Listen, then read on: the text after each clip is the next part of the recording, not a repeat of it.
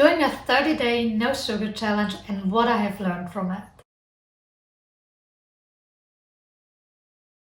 Hello and welcome back to the second video of the challenge series. At least there's gonna be like this video and at least another one. If you haven't seen the first one, I'm gonna put it up on the info box where you can click on it, and also in the description box below, so you can have a look at it if you want. Ever since starting my health journey 7 years ago, I tried to quit sugar so many times, and even though there were extended period of times where I was able to totally quit sugar, I never was able to really let it go. There were even times where I did all the sweets myself, like doing chocolate myself, doing everything myself, so I could choose the amount of sweets that was in it, but even which kind of sweets was in it. So instead of using like white artificial sugar, I would go for honey. And despite of that, I still wasn't able to really quit it. The reason I initially decided on doing another 30 no sugar challenge, on one side I again went like totally limitless on the sugar. It was like holiday and Christmas time and I just kept eating whatever I could grab on. Because of that, I have hit like my personal threshold again, where I was like, okay, it's getting disgusting. Like I was getting disgusted about myself on how much sugar I was eating, and I was like, okay, I need a hard cut.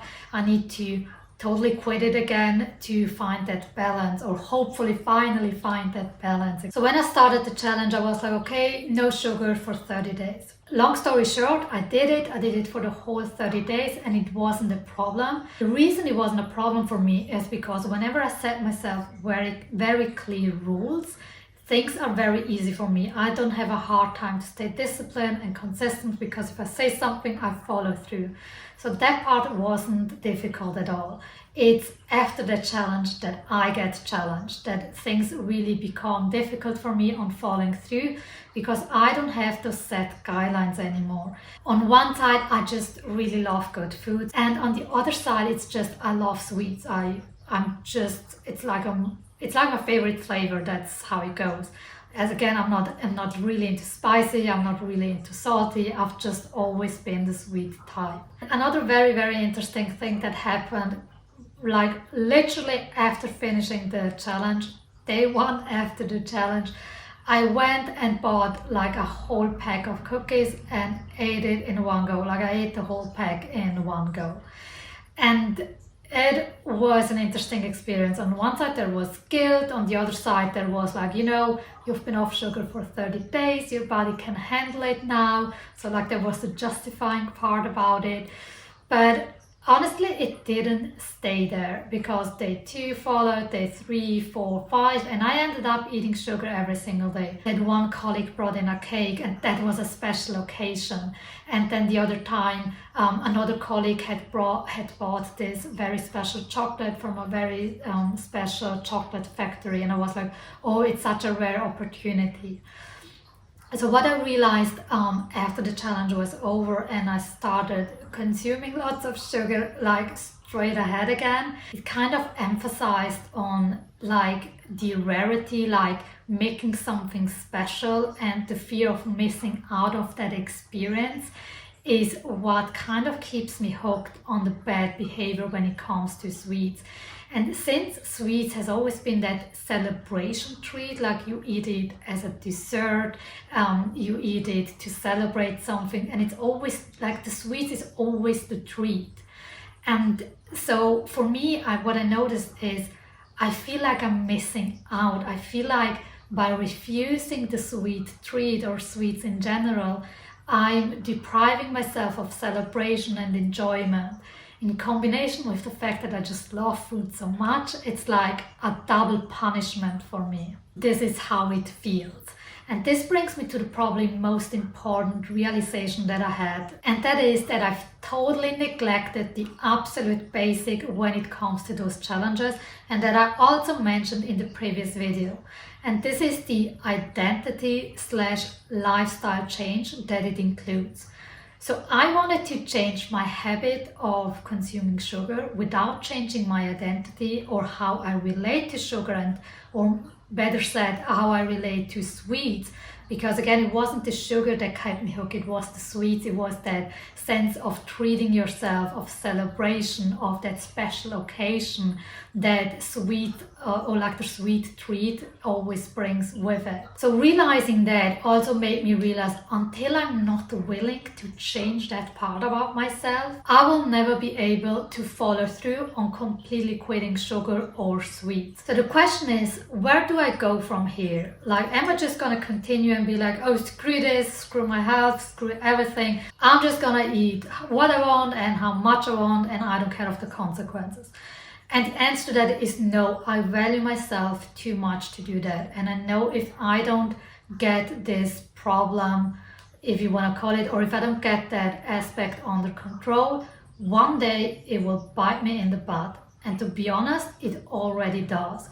This is actually the reason that I started my health journey like 7 years ago, because even though I don't have the weight issue or challenge, I do have the digestive issue problems, and they are huge and they are impacting my life. So I'm finding myself in a war within myself of wanting to be healthy because I'm feeling the negative consequences of that lifestyle and behavior, but also on wanting to enjoy life and celebrate it. And for me, it just involves food. So realizing that I have this internal battle going on within myself, I can change the way how I associate to sugar or sweets or food in general, and just connect it to something else. For example, I could get the same experience that I get with food by doing sports.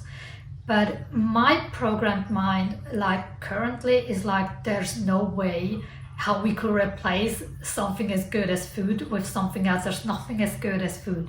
So you can already tell by the way I speak, like the programmed mind, my subconscious mind is like, there's nothing we can replace it. There's no alternative to food or sweets in terms of feeling that amount of joy. So I realized, you know what, I don't want to give up that part, and I want to be really honest, because otherwise I'm going to be battling a war that cannot be won. So I had to ask myself, okay, what do I really want? If I don't want to give up on food and the enjoyment of food and also sweets in that regard, but at the same time I want to be healthy and I don't want to constantly feel like a failure because I cannot follow through on living a consistent healthy lifestyle. Like, what do I want? And the answer was, I want my personal middle ground. Like, I want to enjoy food because I think it's a beautiful experience. So what I realized is I gotta find a different way on how I relate to food, because my current lifestyle, but even more importantly, so my identity when it comes to food is what sabotages me in living that lifestyle that I want, and that is enjoying food in a healthy way. And enjoying food in a healthy way means being able to enjoy a treat, even a sweet treat, every now and then, because I want to, because I choose to, because I'm like, yeah, I want this, and not because I feel like I'm missing out or I need to make myself feel a certain way emotionally and I don't have any other alternative. The other part is also in terms of how much I eat, because I'm like, oh my God, it's so good, I can't stop. So what I realized is one of the biggest identity shifts that I need to make to be able to gain that lifestyle is I can enjoy food in a reasonable amount and not miss out.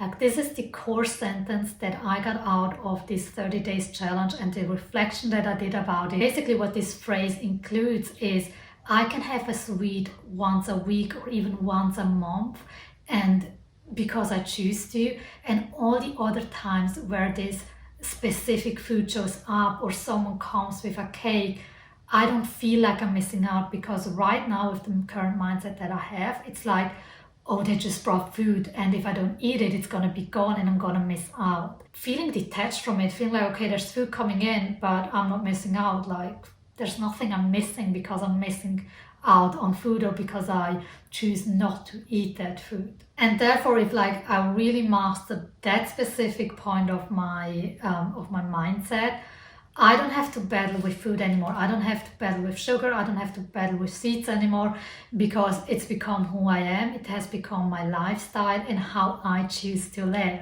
So this is my wrap up of my 30-day no sugar challenge. It kind of take a different turn than I even expected to, but I'm very grateful because it finally gave me an option how to handle the situation that is really going to work. Because doing those challenges over and over again and always defaulting back to old habits, it creates even a self-image, because you feel like a failure, because you're like, oh, I didn't follow through again, and oh my god, I'm totally back to square one. So for this time that I did this challenge, it really helped me realize that, and it's really about changing that aspect instead of disciplining myself and controlling myself. It's just changing that part of myself. And I have no doubt that this is possible. And once this has happened, like, discipline becomes irrelevant because it is who I am. So this is it for the video. I hope you enjoyed this storytelling time, and next time I'm going to talk about the 30-day yoga challenge that I did and some like breakthroughs, aha moment and takeaways that I had. Thank you so much for watching and have a beautiful day.